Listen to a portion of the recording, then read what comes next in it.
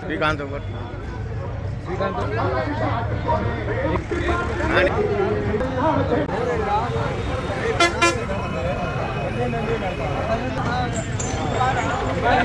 ఆయన 4,000 రూపాయలు చేసి ఏప్రిల్ నుంచి జూన్ వరకు 3 నెలల పెన్షన్ 12,000 రూపాయలు ఇచ్చిన ఘనత నాయుడు గారికే దక్కింది. ఉన్నత విద్యలో ప్రమాణాలు పెరగాలని ప్రైవేట్ స్కూళ్లతోటి పోటీపడి ఈ రోజు మొన్న వచ్చి రాస్తున్నారు. ఇంటర్మీడియట్ లో కూడా ఆగిపోయిందంటూ లేదు. ప్రతి పని కాకపోతే ఏంటంటే మరి సూపర్ 6 అన్నారు. దాదాపు ఏదో ఒక కార్యక్రమం ఆగింది కానీ మిగిలిన కార్యక్రమాలన్నీ నిర్వర్తించారు. ఆ రోజు ఎగతాళి చేశారు సూపర్ 6 అని.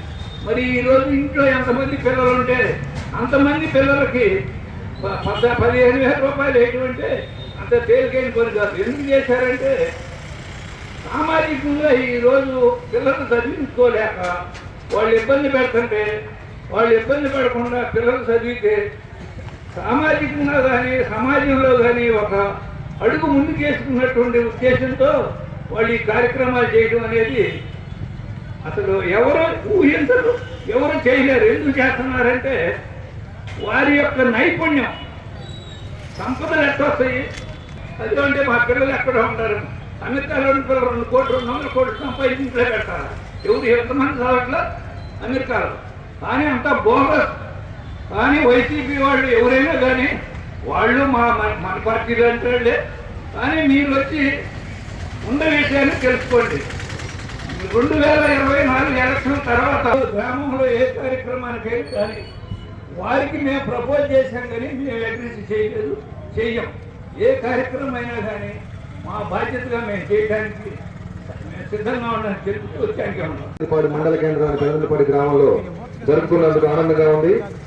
చంద్రబాబు గారు అంటే ఒక సంచలనం. సంక్షోభంలో నుంచి అభివృద్ధిని ఎలా చేయాలి, అభివృద్ధిని ముందు ప్రాణాలకు ఎలా అందించాలని ఆలోచించే వ్యక్తి, ప్రపంచంలోనే ఒక మేధావిగా గుర్తింపు పొందిన వ్యక్తి. 2024 ఎన్నికల తర్వాత ఈ జరిగిన 2 సంవత్సరాల్లో ఇచ్చిన ప్రతి మాటను నిలబెట్టుకుంటా, ఇవ్వని మాటను కూడా దివ్యాంగులకు పథకం ఇస్తామని ఎక్కడ ఎన్నికల హామీలో ఇవ్వలేదు. దివ్యాంగ శక్తిని వికలాంగులకు కూడా స్త్రీలతో పాటు సమానంగా బస్సు ఫ్రీ ఇచ్చారు. తల్లికి వందనం ఇచ్చారు. ప్రతి పిల్లవాడికి ఇంట్లో 5 ఉంటే 6 ఉన్నా సరే 15,000 రూపాయలకి ఇచ్చారు. సూపర్ 6 హామీల్లో ఒకే ఒక పథకం ఆగింది, ఆడబిడ్డ నిధి. ఎవరైతే 19 సంవత్సరాల నుంచి 60 సంవత్సరాల లోపు ఉండే వాళ్ళకి అది కూడా రేపు జూన్ నుంచి మొదలు పెడతారని తెలిసింది.